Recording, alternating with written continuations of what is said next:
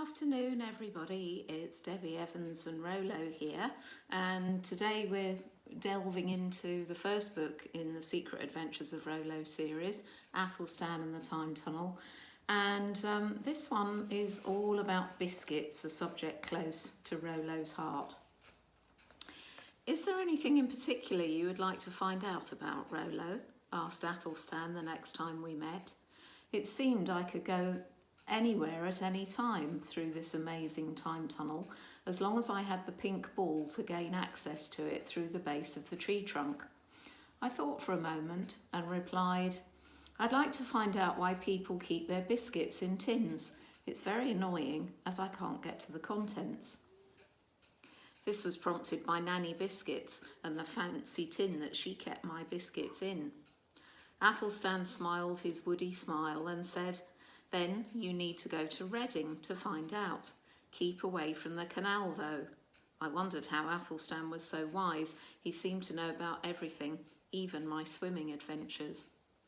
I placed the pink ball at the foot of the tree, and whilst Julia was lighting my way down the time tunnel, I asked her if she knew anything about the Old English rhyme, which predicted the sort of summer weather which may lie ahead.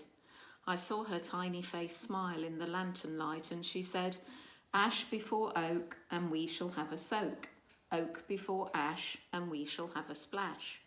She went on to enlighten me. If the ash tree comes into leaf in the spring before the oak tree, we are in for a wet summer. If the oak tree comes to bud before the ash tree, it will be mainly dry. Clearly the ash tree had won nature's race this year then.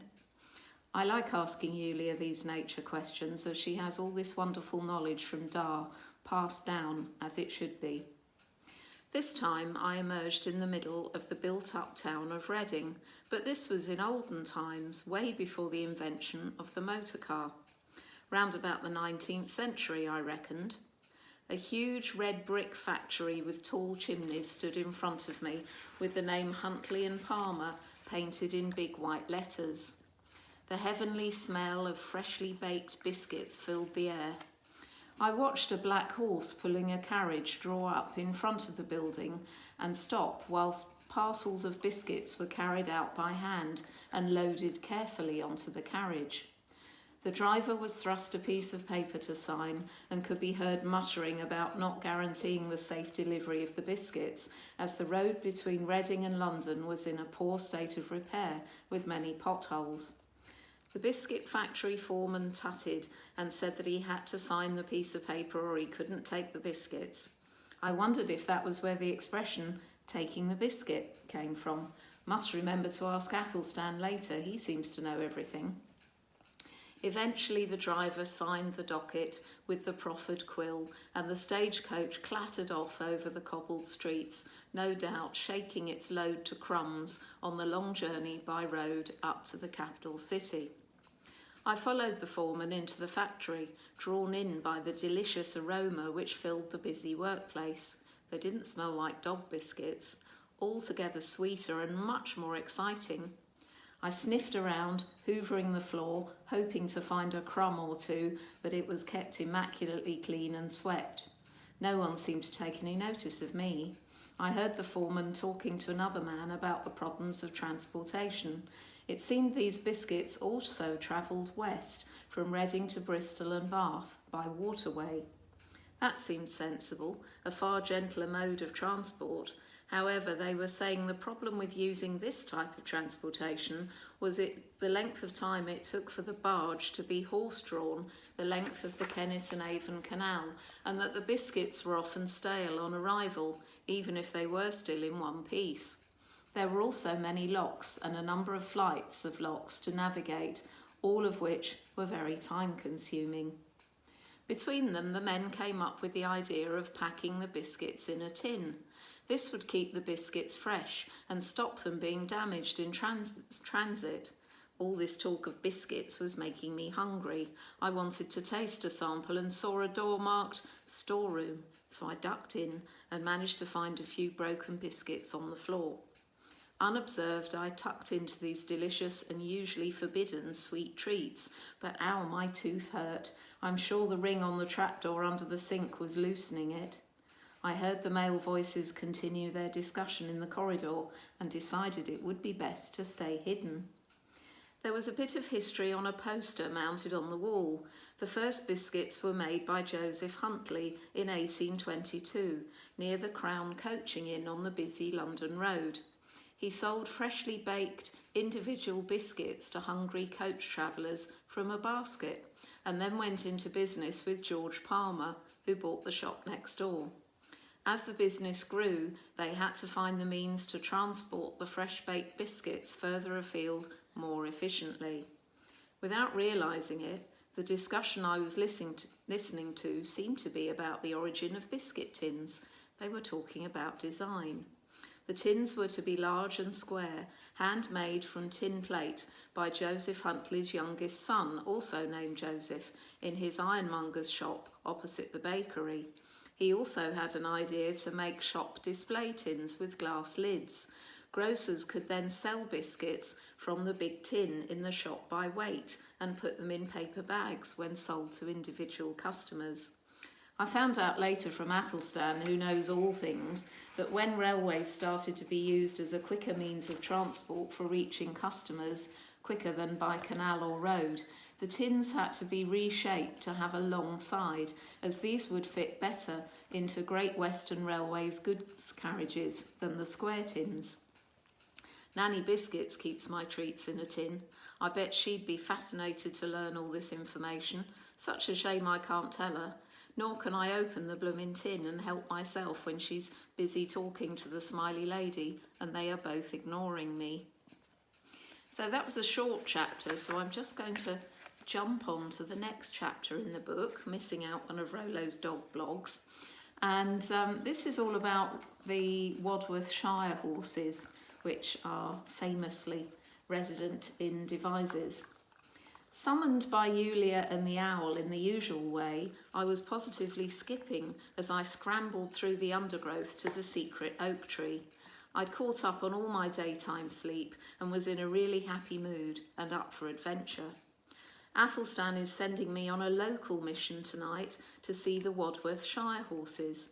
He wanted me to give them a message before the start of their annual fortnight's holiday out to pasture in Poolshot. The message was simply to say, well done, and to enjoy the freedom of romping around in a field, grazing and just being horses. But something was wrong. The secret tunnel would not reveal itself, and Athelstan had already faded into the bark. I'd forgotten to bring the pink ball. That was the key to opening the time tunnel. Well, what was I supposed to do now? I said out loud, not really expecting a response. You'll have to fetch the orb, was the answer, whispered in the trees. There was nothing else for it. I had to go home and find it. Now, where was the pesky thing? I couldn't remember I'd last had it. Of course, under the kitchen sink. I must have dropped it on my way through the trapdoor, which reminds me my tooth has become so wobbly with all the trapdoor pulling, I think I may lose it. Ah, here's the ball. No time to waste. Back down the steps, under the gate, back through the forest, and there was Yulia and Dar standing in the open tunnel with a look of annoyance on their faces. Sorry, I forgot the orb, I mumbled by the way of apology, and I'm sure I heard Athelstan snort. I immediately recognised the neighbouring town of Devizes, where the time tunnel led this time. I made my way to the stable at the back of the Wadworth brewery. The horses were usually finished their rounds by 12 noon and are then at rest for the remainder of the day. There are plenty of visitors waiting to see them, so I wait for a family to finish lifting up their children to pat the local 4-footed horses before I stand up on my back legs and reach up within earshot of the big horse called Monty. He leant down to greet me. I gave him Athelstan's message and he nodded his wise head in acknowledgement. I moved out of the way as more fans were queuing up to say hello. I've seen these marvellous beasts at work. They walk majestically around the town, pulling heavily laden carts, never rushing, waiting patiently while full barrels are unloaded and empty ones are collected. I wouldn't like to get under their feet. They really are huge and truly heavy horses. I feel quite humble in their presence. They do a very important job and are much loved. This was only a short visit and there was no point in hanging about.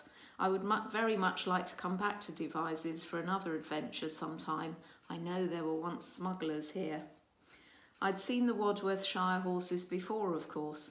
Every time the smiley lady drives through the ancient market town of Devizes, she gets very excited when she sees the gentle four-legged giants pulling a dray, delivering famous Wadworth beer to the pubs within a 2-mile radius of the brewery. They hold up the traffic for a while, but the good people of Devizes don't mind. This is a tradition going back to 1875. The horses work either as a pair or singly and can pull up to 2 tons in weight. They work 50 weeks of the year and very much earn their fortnight's holiday. The jollity always starts with a pint of 6X real ale at the Raven Inn, and the horses are visited throughout their stay by well-wishers bearing gifts of apples and carrots, as there is a public footpath running down through the field where they are turned out to graze. Wait a minute, I didn't really need the tunnel or the pink ball for this mission. I could have easily passed on the message in broad daylight. Well, if the smiley lady had taken me to Devizes, that is. I couldn't exactly hop on a bus now, could I? And I never know what her daily plans are, except that she usually takes me with her. So I'm just going to read a very short dog blog for you, and this is quite a sweet little bit about why Rolo is sometimes called, well, my dad used to call him Polo. The smiley lady's dad always calls me Polo. When challenged as to why, he replies, "I knew your dog was named after a tube of sweets." Then he asks why the smiley lady calls me Polo, and she replies, "I don't, Dad, you do." They both find this terribly funny. Yesterday we took him out in his wheelchair to a local park, and I ran about a lot and didn't bark at the children penned in the no dogs allowed playground, nor did I run on the croquet lawn. In fact, I was a very good boy. I will always think of him now as Grandad Polo. Also saw Nanny Biscuits this week.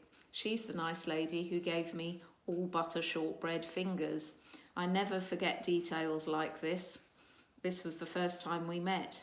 But then the smiley lady gave her dog biscuits locked in a tin with strict instructions only to feed me 2 at a time.